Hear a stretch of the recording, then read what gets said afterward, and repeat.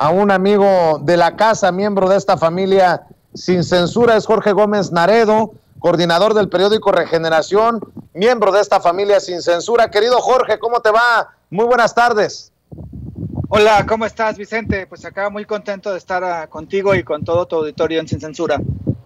Oye, mi querido Jorge, pues hay que entrarle al tema del regreso a clases presenciales, porque se ha desatado una guerra sucia, una campaña. Pero para entrarle a esto, ¿qué te parece si vemos y escuchamos al presidente Andrés Manuel López Obrador hablar precisamente de esta carta responsiva? Dice que si los maestros no quieren ir, pues que se tiene que solucionar precisamente esta situación, que él no aprobó esta carta responsiva y le echa, hay unos cuantas gotitas más de controversia a la situación. Déjame presentar primero al presidente Andrés Manuel López Obrador y después escuchamos tu análisis.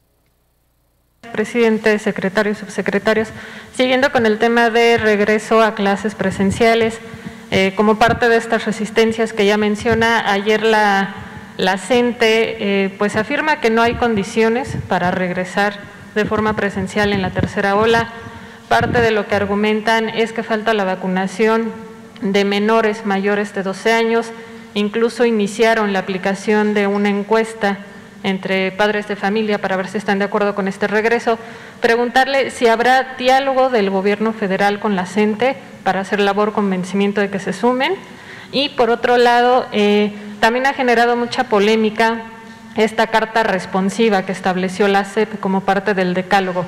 ¿El gobierno estaría dispuesto a retirar la obligatoriedad de firmar esta carta?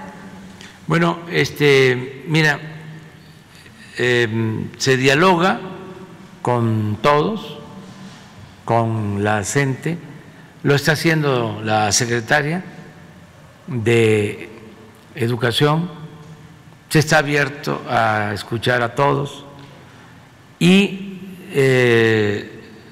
repito, no es obligatorio, es voluntario. Si hay maestros que no quieren dar clases porque tienen preocupaciones, pues no hay problema.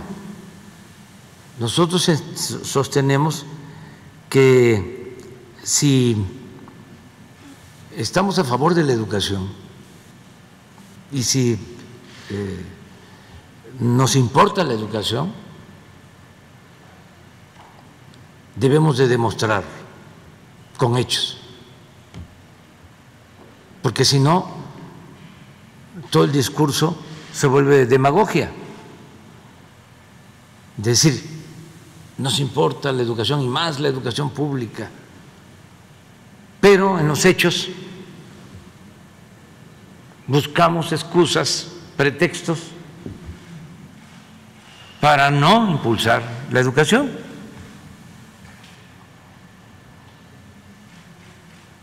Imagínense un maestro que no cumple con su responsabilidad, ¿cómo va a decir de que la educación nos hace libres? ¿Qué era lo que planteaba el presidente Juárez y los pedagogos más avanzados y progresistas?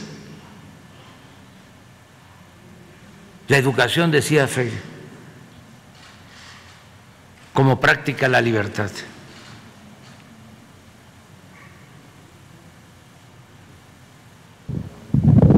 Bueno, declaraciones del presidente Andrés Manuel López Obrador, querido Jorge Gómez Naredo, sobre estos temas. Guerra sucia, campaña contra el gobierno por el regreso a clases presenciales, que puede precisamente esta guerra sucia llevarnos a un terreno peligroso, porque estamos hablando de nuestros hijos, estamos hablando de nuestros maestros y estamos hablando de la educación de toda una generación. Sí, querido Vicente, fíjate que en esa declaración Andrés Manuel se deslinda en parte de la carta que se supone que deberían de llevar los niños, firmada por sus papás.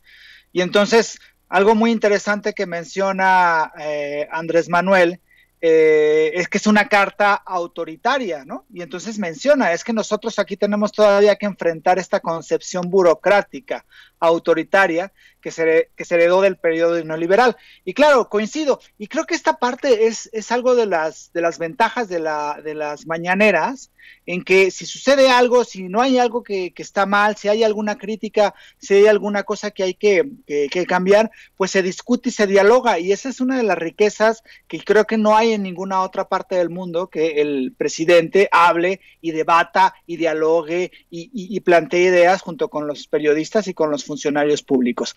Ahora bien, pasando a esta cuestión de los ataques de la estrategia para el retorno a clases, el problema de que no se retorne a las clases presenciales es complejísimo. Ha provocado un montón de problemáticas muy específicas, desde la obesidad en los niños hasta problemas psicológicos, problemas especialmente en la cuestión de cómo se va dando ese proceso educativo, y por supuesto que es un grave problema, y por supuesto que afecta a los niños, y por supuesto que crea muchísimas desigualdades, y esto es un elemento que creo que no se ha discutido en la prensa, porque la prensa, ahorita hablamos de ella, que es que quien tiene apoyo, un niño que tiene apoyo de su familia porque tiene las posibilidades del tiempo, del dinero, de un buen internet, contra un niño o un conjunto de niños que no tiene ese apoyo porque su papá tiene que salir a trabajar, porque su mamá también, porque quizá en internet no funcione bien en la casa o no tenga los megas necesarios, crea todavía un mayor grado de desigualdad, y entonces estamos creando en este proceso educativo más desigualdades, que es lo que se pretendía y que se pretende desde muchísimos elementos combatir en esta administración. Por eso la insistencia de Andrés Manuel López Obrador de regresar a las clases, de afrontar el riesgo que significa ello, porque los riesgos y los problemas que está causando esto son muchísimo más amplios y muchísimo más complejos. Pero desde la postura, y esto es una de las cuestiones que hemos repetido muchísimas veces, las posturas de la oposición y de sus voceros, es decir, muchísimos de los medios de comunicación tradicionales, es todo mal, ¿no? O sea, todo absolutamente mal. Si se plantea un retorno a las clases, Andrés Manuel está mandando al matadero a los niños. Y entonces sale la portada de Reforma diciendo los casos de niños con COVID se han incrementado de forma desproporcionada y los hospitales están prácticamente a reventar, lo cual es en realidad falso, y este ataque constantemente sistemático, ¿no?